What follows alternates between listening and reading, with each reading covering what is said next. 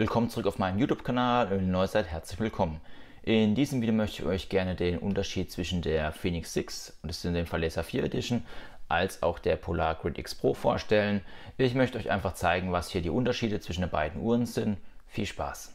Ja, in meinem Vergleichsvideo, wie schon eingangs erwähnt, habe ich hier die Saphir-Version von der Fenix und die Saphir-Version, beziehungsweise es gibt nur eine Saphir-Version von der Polar Grid X Pro, in dem Fall die Titanium-Version. Ja, es fängt ja schon bei den Modellversionen an, und zwar bei der Fenix haben wir klassisch die S-Version und eine normale Version beziehungsweise eine X-Version. Das sind schon mal drei verschiedene Größen, die wir haben. X ist die größte Version, und dann gibt es auch nochmal die Unterschiede zwischen einer Pro-Version und einer Nicht-Pro-Version.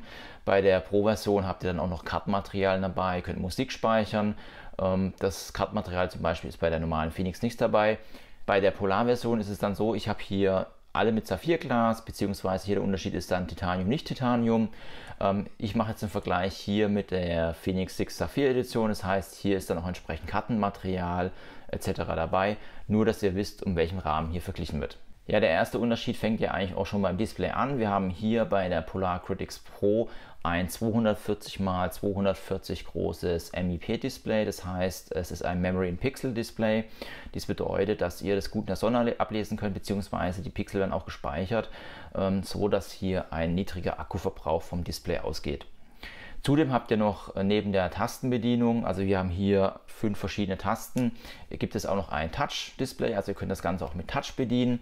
Bei der Fenix 6 in der Saphir-Version haben wir ein 260 x 260 großes Display, auch Memory in Pixel, das gleiche wie bei der Polar Grid X Pro.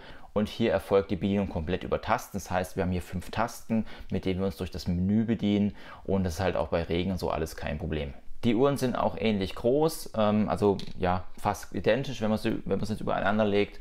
Und hier ist es so, dass der Polar Grid X Pro auch tatsächlich ein Display ranzusehen ist. Das Ganze wird zwar mit einem schwarzen Design kaschiert, aber man sieht es trotzdem, dass hier ein Display ran vorhanden ist. Was die Konnektivität angeht, so unterstützt die Polar Grid X Pro Bluetooth, und es macht sie auch sehr zuverlässig und sehr gut. Also ich hatte da nie Probleme gehabt. Bei der Fenix 6 habe ich einmal ANT Plus als Unterstützung und auch Bluetooth. ANT Plus ist halt oft sehr gut, da man mehrere Verbindungen gleichzeitig machen kann. Und gut, wenn ihr zum Beispiel einen Fahrradtrainer habt, könnt ihr hier entsprechend mehrere Verbindungen aufbauen. Das ist doch sehr von Vorteil.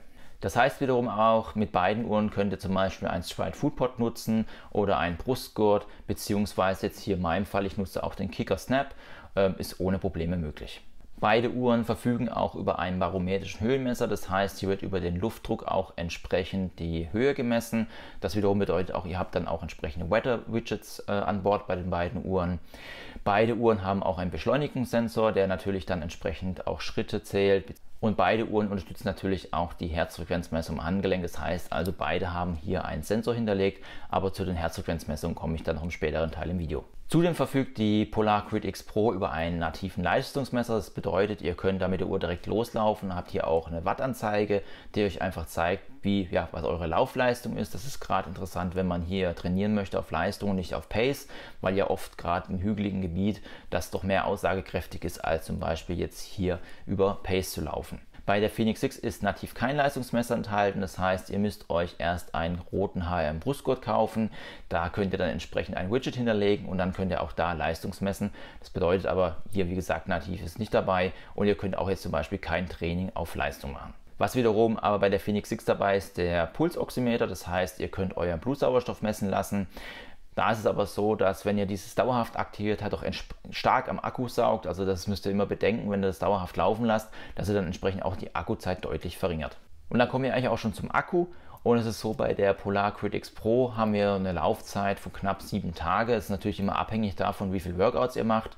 Wenn ihr mal mehr macht, kann es auch mal sein, dass die ganze Sache nur 5 Tage läuft. Ob ihr navigiert, nicht navigiert, das sind so die Kernfeatures, was da der Unterschied macht. Aber so grob eine Woche könnt ihr rechnen, und das Aufladen geht auch sehr zügig. Ja, bei der Fenix ist es so, ihr könnt mit etwa 14 Tage Akkulaufzeit rechnen. Da ist aber auch natürlich wieder entscheidend, habe ich den Pulsoximeter an, wie ich schon gerade erwähnt habe, der sehr stark am Akku frisst. Und es ist auch so hier, je nachdem wie viel Workouts ihr am Tag macht, beziehungsweise in der Woche, ist dann entsprechend auch hier unterschiedliche Akkulaufzeiten. Aber so 1,5 Wochen könnt ihr eigentlich schon sagen, dass der Akku dann entsprechend hält. Beide Uhren haben auch die Möglichkeit, entsprechend im Energiemanagement hier die Akkulaufzeit zu verlängern. Das bedeutet, bei der Polar Grid X Pro kann ich das Ganze bis auf 40 Stunden herausnehmen. Ich kann zum Beispiel die Herzfrequenzmessung abschalten oder GPS-Genauigkeit. Das gleiche habe ich dann auch bei der Garmin-Uhr. Da kann ich das Ganze bis auf 72 Stunden erweitern. Auch hier kann ich dann entsprechend die GPS-Genauigkeit ändern oder die Messung im Handgelenk oder auch die Konnektivität zur Uhr kann man einstellen. Und wenn ihr es ganz extrem haben wollt, gibt es das auch noch bei der Fenix 6 einen Expeditionsmodus und da kommt ihr dann bis zu 28 Tage aus. Ja, dann kommen wir eigentlich auch schon zum größten Unterschied der Uhr und zwar, das ist die Individualisierung der Uhr. Ihr habt bei der Garmin die Möglichkeit, über den Connect IQ Store eure Uhr komplett zu individualisieren. Das heißt, ihr könnt euch Watchfaces herunterladen, könnt euch Watchfaces von Garmin herunterladen oder Watchfaces auch von anderen Usern, die das erstellt haben. Ihr könnt auch entsprechend Widgets herunterladen. Es gibt dann verschiedene Widgets, wie zum Beispiel ein Barcode-Widget, wie man es vielleicht auch von der Apple Watch kennt. Oder auch so Spielereien wie zum Beispiel von Herr der Ringe, wo ihr dann entsprechend zum Schicksalsberg lauft und da entsprechend Schritten sammeln müsst, um da hinzukommen. Das Ganze gibt es bei der Polar Grid X Pro nicht. Da ist es aber so, dass die Widgets ja in die Uhrenoberfläche quasi integriert ist. Ich muss bei Garmin hier in ein Menü hineingehen, um mir die Widgets anzeigen zu lassen. So habe ich das bei der Polar Grid X Pro immer direkt oben auf dem Schirm. Das bedeutet, ich kann hier durch die einzelnen Widgets hindurch scrollen und bekomme dann auch schon mal kleine Informationen zu dem Ganzen, zum Beispiel Schlaftracking, Sonnenaufgang, Sonnenuntergang etc. Und wenn ich dann ins Widget hineingehe, bekomme ich dann halt noch mehr Details. Bei der Polar Grid X Pro kann ich dann entsprechend halt sagen, ich möchte hier eine digitale oder analoge Anzeige haben. Ich kann auch noch ein bisschen farblich variieren, aber das ist dann auch tatsächlich schon die Möglichkeiten, die ich habe, um hier die Uhrenoberfläche zu ändern. Das bedeutet also, Polar verzichtet so ein bisschen auf die Individualisierung und baut halt darauf, dass das Ganze hier ein bisschen übersichtlicher wird und nicht so tief in den Uhrenmenüs verschwindet. Ein Nachteil hat die Individualisierung tatsächlich auch bei der Fenix. Wenn ihr zum Beispiel ein entsprechendes Watchface herunterladet, kann es auch sein, dass das ein sehr akkufressendes Watchface ist, weil es sich ständig aktualisiert. Die Gefahr habe ich bei Polar natürlich nicht. Dadurch, dass es alles vom Hersteller ist, ist es auch entsprechend dann getestet und entsprechend auf die Uhr auch optimiert. Ja, beide Uhren haben dann auch entsprechend ein Weather-Widget, ein Sonnenaufgang-Widget, ein Kompass, ein Fitness-Level-Anzeige und eine Benachrichtigung. Das heißt also, alles, was rund um Sport hat, deckt die beiden Uhren ab. Der Unterschied ist tatsächlich wirklich nur in der Menüführung, dass, wie ich schon sagte, bei Polar alles einfach zu erreichen ist und ich bei Garmin mich erst so ein bisschen reinfuchsen muss, um hier alle Einstellungen zu finden. Und auch hier ist es so, dass ich teilweise bis zu 3 Menüpunkte bei der Garmin-Uhr heruntergehen muss, um dann entsprechend an eine Einstellung zu kommen. Und so tief geht die Menüführung bei Polar eigentlich nicht. Hier ist es wirklich sehr einfach gehalten, was das Ganze natürlich in der Bedienung etwas vereinfacht.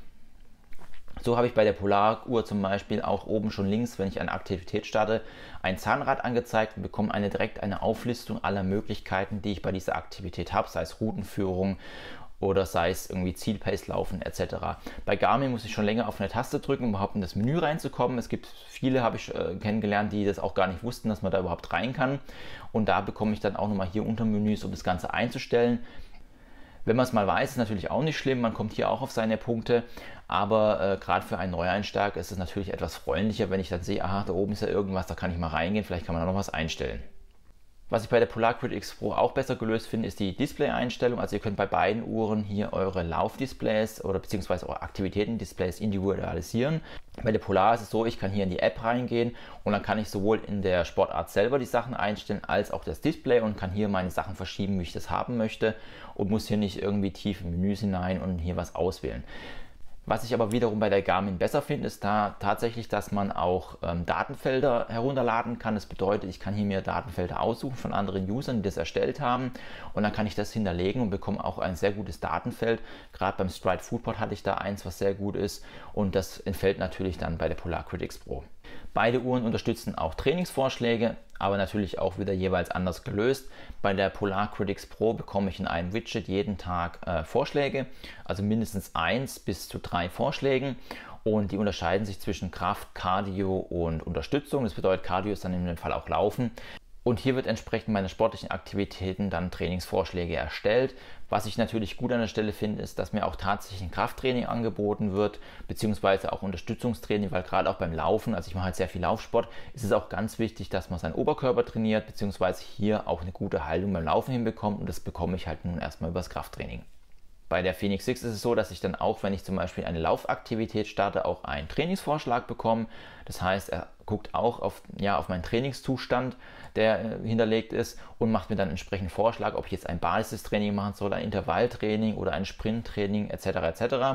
Und so bekomme ich das Ganze auch etwas in die Hand gebracht. Leider ist es aber so, dass ich bei der Phoenix 6 zwar auch Krafttraining machen kann und es auch animierte Workouts gibt. Dazu habe ich auch mal ein Video gemacht, das ich euch mal verlinken kann. Aber da ist es leider so, dass dies nicht direkt hier im Trainingsvorschlag enthalten ist, sondern ich muss mich das quasi selber darum kümmern, dass ich das machen möchte. Beide Uhren unterstützen auch Trainingspläne, das heißt, ich kann mir zum Beispiel bei Garmin über Garmin Connect hier direkt einen Trainingsplan starten. Da kann ich mir zwischen 3 Coaches auswählen und hier meine Zielzeit und mein Ziel einrichten, und dann werde ich hier geführt und bekomme hier ein geleitetes Training. Das Ganze habe ich auch mal in meinem Kanal vorgestellt. Ja, ich habe damals mein Ziel damit erreicht, das ist alles wunderbar. Was ich natürlich schade finde, ist auch hier wieder, dass in den Trainingsplänen halt auch kein Kraftsport bzw. ja, so Training und Dehneübungen enthalten sind. Das fokussiert sich tatsächlich nur rein aufs Laufen. Bei der Polar Grid X Pro ist es so, dass ich über Polar Flow, über die Web-Oberfläche mir auch einen Trainingsplan erstellen kann. Ich kann mir dann auch entsprechend die Ziele einstellen, auch zu welchem Datum und so weiter ich das machen möchte. Aber neben den Laufübungen sind dann auch tatsächlich Ausgleichsübungen dabei und Kraftübungen. Das heißt also, hier ist tatsächlich die Mischung wirklich top, beziehungsweise so, wie es eigentlich in einem Trainingsplan sein sollte. Was die Navigation angeht, so unterstützen beide Uhren auch Komoot. Also es gibt eine wirklich sehr gute Komoot-Anbindung bei beiden Uhren. Bei der Phoenix 6 ist es schon ein bisschen länger. Polar hat es jetzt erst noch hinzugefügt, aber das ist alles sehr gut gelöst. Dazu gibt es auch Videos, wie gesagt, auf meinem Kanal. Bei der Phoenix 6 Pro ist es so, dass das Ganze dann noch mit Karten hinterlegt ist in meiner Version. Das bedeutet, wenn ihr jetzt hier auf Weggabelung seid und ihr mal nicht wisst, wo ihr hin müsst, dann bekommt ihr es auch entsprechend auf der Karte angezeigt. Die Phoenix 6 gibt zudem auch noch Abbiegehinweis, heißt also, ihr bekommt dann auch ein Piepsen und eine Vibration aufs Handgelenk, das dann euch anzeigt, wo ihr dann abbiegen müsst. Wenn ihr aber euch mal trotzdem verlaufen habt, weil ihr vielleicht im Gespräch wart, bekommt ihr auch dann hier eine Warnung, dass ihr entsprechend von der Route seid. Bei der Polar sieht es so aus, dass die Navigation ohne die Karte funktioniert. Das bedeutet, ihr habt dann einfach nur einen Strich auf der Uhr. Aber ich finde es trotzdem gut gelöst, weil wenn ich gerade auf Weggabelung komme, bekomme ich auch die Weggabelung angezeigt, beziehungsweise wenn die Kurve wirklich rechts oder links geht, bekomme ich dann auch rechts oder links angezeigt. Und da ja, habe ich bis jetzt bei meinen Tests zumindest keine Problematiken gehabt. Es könnte vielleicht mal interessant werden, wenn ich jetzt mal Wege habe, da wo dann 4 oder 5 Wege abgehen. Es gibt ja solche Wege, da könnte es vielleicht mal problematisch werden, dass man es nicht genau einordnen kann, aber im Regelfall sollte das eigentlich kein Problem sein. Auch die Polar Grid X Pro gibt euch entsprechend ein Signal, und auch diese Uhr sagt euch dann, wenn ihr euch entsprechend nicht mehr auf dem Weg befindet, und sagt auch an, wie weit das Ganze weg ist, sodass ihr da wieder entsprechend zurückgeht. Zudem bekommt ihr bei beiden Uhren auch bei der Navigation angezeigt, wenn ihr zum Beispiel eine Bergstrecke habt, wo ihr euch auf dem Berg befindet, beziehungsweise bei der Polar Grid X Pro habt ihr den Berg als Profil, und dann seht ihr auch, wo ihr euch auf dem Profil befindet und welche Steigung da ist. Bei der Phoenix 6 ist es so, dass diese eine Climb Pro Funktion hat und entsprechend eure Steigung zerlegt. Das bedeutet, wenn ihr dann mehrere Steigungen habt, kann es sein, dass ihr dann 6 Steigungen auf der Uhr habt, und die werden dann entsprechend bewertet, beziehungsweise seht dann auch, wie steil das Ganze ist, und bekommt es auch nochmal farblich unterschieden. Das ist natürlich sehr hilfreich, gerade wenn ihr jetzt hier einen Berg hochjoggt oder wenn ihr mit dem Rad hochfahrt, um zu wissen, wie der Berg sich einteilt. Beide Uhren bieten natürlich auch ein Trainingsload an. Das bedeutet, ihr seht dann immer, wie euer Training stattfindet, aber das ist ja auch ein Standard mittlerweile. Was dann noch wichtig ist, natürlich auch das Schlaftracking, und zwar die Regeneration. Und hier gibt es auch tatsächlich wesentliche Unterschiede. Bei der Phoenix 6 habe ich jetzt ein normales Schlaftracking. Da bekomme ich angezeigt, von wann bis wann ich schlafe. Dann wird es noch ein bisschen farblich unterschieden, wann ich tief schlafe, wann nicht. Mittlerweile gibt es auch einen Sleeping Score, der euch nochmal so einen Score gibt und sagt, hier, das war jetzt gut oder war schlecht. Meine Erfahrung ist aber leider, dass das Schlaftracking, zumindest bei meiner Uhr, nicht so ganz zuverlässig läuft. Das bedeutet, es bestimmen die Zeiten nicht, die Aufwachzeiten und Schlafenszeiten. Da weicht es manchmal ein bisschen ab. Was ich aber viel gravierender finde, ist tatsächlich, wenn ich nachts aufstehen muss. Ich habe 2 Kinder, da passiert es auch mal, oder man schläft da nicht durch oder schläft schlecht, dass das teilweise gar nicht erfasst wird. Und dann bekomme ich eine Anzeige, sehr gut geschlafen. Dabei war ich 5, 6, 8, 9, 10 Mal in der Nacht wach für 10 Minuten, was ich jetzt nicht als gut bewerten würde. Bei der Polar Grid X Pro sieht das Ganze schon ein bisschen anders aus. Hier gibt es ja auch 2 verschiedene Modi. Ihr habt einmal die Möglichkeit, hier Nitro Recharge zu machen. Das ist also das Klassische, wie man es bei der Phoenix jetzt auch kennt. Einfach anziehen, schlafen und ja, das zeichnet auf. Oder es gibt dann auch ein Recovery Pro. Da müsst ihr dann morgens einen Brustgurt anziehen. Das konnte ich jetzt aber noch nicht testen aus Zeitgründen. Und da bekommt ihr nochmal exaktere Werte. Zudem bekommt ihr beim Nightly Recharge noch zwei Werte angezeigt. Das ist einmal der ANS-Wert, das ist so quasi der, wie sich das Nervensystem erholt hat, wo da auch die Herzvariabilität und so weiter gemessen wird. Und dann gibt es nochmal einen Auswert zum Schlafstatus, der guckt auf die letzten 28 Tage und bildet hier ein Verhältnis, wie gut oder wie schlecht das Ganze war. Meine Erfahrung bei der Uhr ist, dass das Schlaftracking wirklich sehr gut ist. Es ist wirklich, hat immer jede Nacht wieder gespiegelt. Ich habe parallel auch mal die Apple Watch angehabt mit Autosleep, was für mich bis dahin die beste Schlaftracking-App war, wo wirklich dann alles wiedergegeben hat. Und ich kann sagen, da gibt es deckungsgleiche Ergebnisse und ich bin da wirklich auch sehr zufrieden. Und es konnte mir wirklich meinen Schlaf widerspiegeln und ich hatte auch immer das Gefühl, ja, das Ganze passt. Zudem habt ihr bei Garmin noch eine Body Battery, die zeigt euch quasi den täglichen Akku an. Ihr könnt auch immer wirklich dann tagesscharf drauf schauen, wie fit ist mein Körper, und wird auch der Stresslevel so ein bisschen angezeigt. Also das ergibt sich ja natürlich dann aus der Herzfrequenzmessung und so habt ihr immer so eine kleine Statusübersicht. Die vermisse ich so ein bisschen bei Polar. Es gibt zwar auch so ein paar Lösungen, um das zu zeigen, wie gut und wie schlecht man durch den Tag kommt, aber so eine Ressourcenmonitor oder so eine Body Battery ist halt dann nochmal einfacher, gerade für den Laien ist es nochmal ganz gut zu sehen. Beide Uhren haben dann auch nochmal eine App-Unterstützung. Bei Polar ist es die Polar Flow App, bei Garmin ist es die Garmin Connect App. Beide Uhren haben natürlich dann die Möglichkeit, beziehungsweise mit den Apps kann man dann jeweils schauen, wie meine Läufe waren, kann nochmal direkt in die Analyse gehen. Bei Polar Flow zum Beispiel sehe ich dann auch, was zum Beispiel meine Fettverbrennung war, wie hoch meine Kohlenhydratverbrennung war. Das Ganze habe ich jetzt bei Garmin nicht. Ich kann mir auch die Schrittfrequenzen ansehen, die Leistung natürlich bei Polar, weil ich die Leistung habe, oder die Leistung auch bei Fenix 6, wenn ich jetzt zum Beispiel Stride Foodpod nutze, und kann hier ein bisschen in die Datenanalyse hineingehen. Zudem haben beide Uhren auch nochmal eine Übersicht der Gesundheitsstatistiken, da könnt ihr auch nochmal die Herzfrequenzverläufe anschauen, beziehungsweise VO2 Max Messung bei der Fenix 6 wird es direkt gemacht, bei der Polar kann ich das dann über einen Fitness-Test machen, bekommt da auch die Werte angezeigt. Also das heißt, hier ist wirklich eine komplette Übersicht. Was ich aber ein bisschen schade finde, bei Polar Flow ist nicht alles in der App, also ich muss manches auch tatsächlich auf der Webseite machen über Polar, zum Beispiel einen Trainingsplan. Das ist wieder anders so bei Garmin, da kann ich auch den Trainingsplan direkt über die App starten und muss mich jetzt nicht auf der Garmin Connect Webseite einloggen. Was aber sehr gut gelöst ist bei Polar Flow, die Trainingsplanverwaltung zum Beispiel. Ihr könnt auch einen Saisonplan erstellen, wo ihr dann eure Saison planen könnt.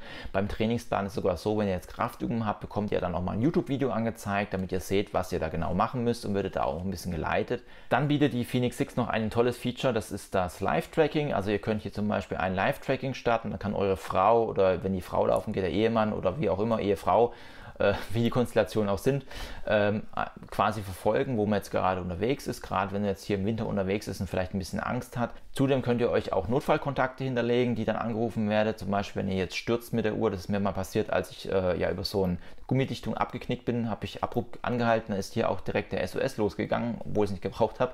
Das könnt ihr übrigens auch unterbrechen, wenn ihr es nicht braucht. Aber es ist trotzdem gut zu wissen, ihr müsst natürlich ein Handy dabei haben für das Ganze, aber es ist gut zu wissen, dass dann hier entsprechend ein Notfallkontakt kontaktiert wird, und so seid ihr dann auch nicht alleine unterwegs und habt immer, ja, zumindest gedanklich jemand dabei. Ja, wie eingangs schon erwähnt, erfolgt die Herzfrequenzmessung am Handgelenk, das heißt, hier ist ein optischer Sensor enthalten.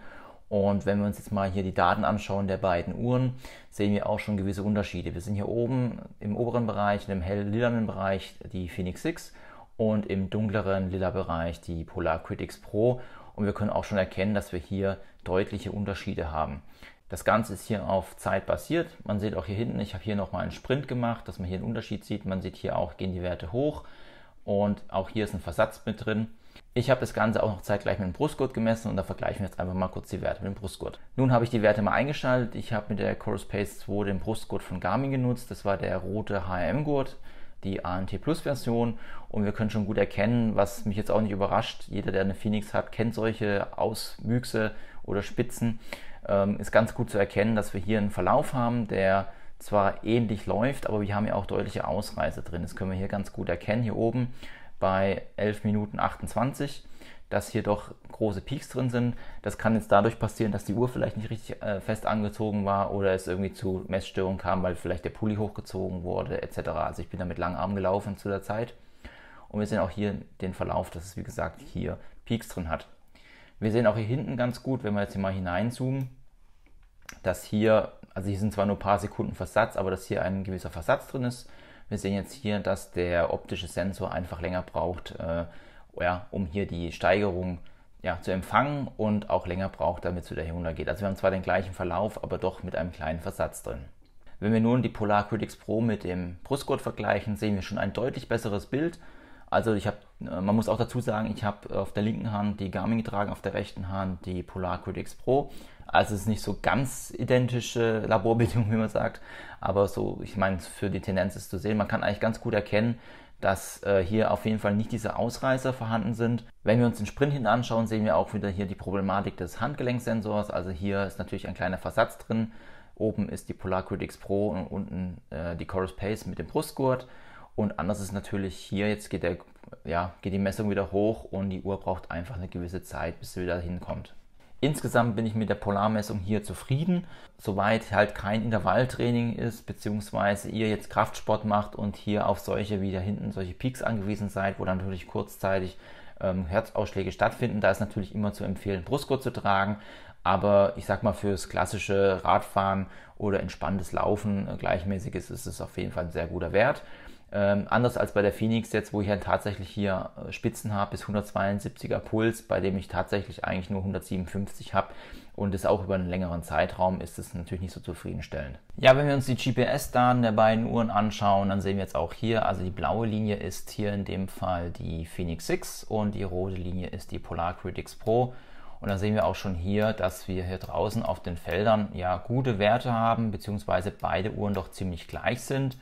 Die Unterschiede kommen dann tatsächlich, wenn man sich außerhalb dieser freien Felder bewegt, weil hier gibt es keine Bäume oder Häuser, die jetzt beim Signal ein Problem verursachen, beziehungsweise hier das Signal nicht richtig zeigen. Wenn wir uns dann mal das Stadionbild anschauen, bekommen wir auch zumindest mal das Stadion hier sehr gut angezeigt. Das bedeutet, hier wird auch wirklich die Kurve gezeigt, aber auch hier ist zu erkennen, dass die Fenix 6 nicht so ganz akkurat misst.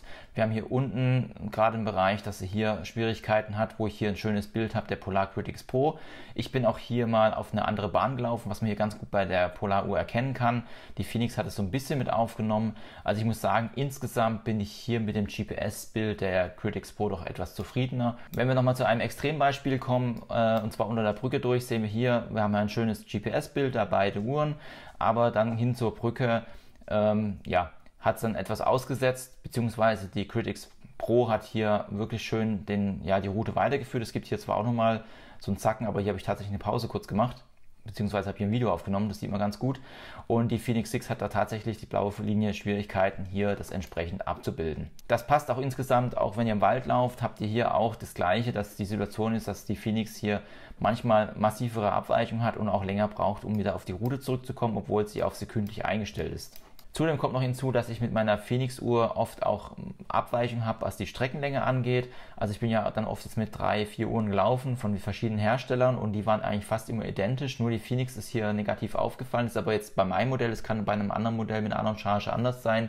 Hier ist oft so, dass manchmal bis zu 200 Meter, 250 Meter haben jetzt zum Beispiel bei dem Halbmarathonlauf gefehlt, die dann nicht gemessen sind bzw. fehlen. Und das ist natürlich, wenn man jetzt hier gerade auf Zeit läuft und hier vielleicht in irgendeiner Form angewiesen ist, doch nicht ganz zufriedenzustellen. Ja, aber wem würde ich jetzt welche Uhr empfehlen? Wenn ihr jetzt euren Fokus mehr auf Laufsport legt und auch auf Trainingspläne und euch das Ganze wichtig ist und ihr sagt, Individualisierung und so weiter möchte ich nicht, ich möchte hier ein System und ich möchte jetzt hier nicht große Sachen neu konfigurieren müssen, umstellen müssen, dann würde ich euch auf die Polar Critics Pro verweisen. Wenn ihr jetzt aber sagt, ich möchte hier mehr meine Uhr einstellen können, mehr in die Tiefe gehen, mehr Individualisierung durch eigene Widgets oder eigenes Watchface, beziehungsweise wenn ihr sagt, Trainingspläne sind mir jetzt nicht wichtig, ich möchte einfach nur drauf loslaufen und so ein bisschen groben Überblick haben, also was heißt grob, ihr habt auch da wirklich, werdet auch gut an die Hand genommen mit diesen Trainingsunterstützungen bzw. Trainingsvorschlägen. Und ihr seid vielleicht auch in manchen Bereichen etwas fortschrittlicher, gerade im Bereich, dass ihr sagt, okay, ich muss auch noch Kraftsport machen neben dem Ganzen. Dann würde ich euch auch eine Fenix 6 empfehlen. Wobei ich muss sagen, es ist ja jetzt im Raum, dass jetzt im Januar eine Fenix 7 rauskommen soll. Da würde ich vielleicht sogar noch einen Ticken warten und sagen, okay, entweder warte ich auf eine Fenix 7 oder ich schaue einfach, dass dann die Fenix 6 in nächster Zeit günstiger wird, weil erfahrungsgemäß geht da der Preis dann entsprechend nochmal runter. Ansonsten macht ihr mit beiden Uhren wirklich nichts falsch. Es ist natürlich dann auch immer wieder eine individuelle Geschmackssache, was einem besser zusagt, sei es auch mal vom optischen oder auch über die App, was euch da entsprechend zusagt. Ich hoffe, ich konnte euch einen kleinen Eindruck geben, was hier der Unterschied der beiden Uhren ist. Wenn euch das Video gefallen hat, lasst auch gerne einen Daumen hoch da. Wenn ihr noch Fragen habt zu der Polar Critics Pro oder auch zu der Fenix 6, dann schreibt einfach in die Kommentare rein. Ich beantworte gerne diese Fragen. Wenn euch weitere Themen rund um Sportuhren interessieren, beziehungsweise ich werde auch die Garmin Fenix 7, habe ich vor, auf dem Kanal zu zeigen, dann lasst mir auch gerne ein Abo da. Ansonsten würde ich sagen, bleibt gesund. Tschüss, danke für eure Zeit und bis zum nächsten Mal.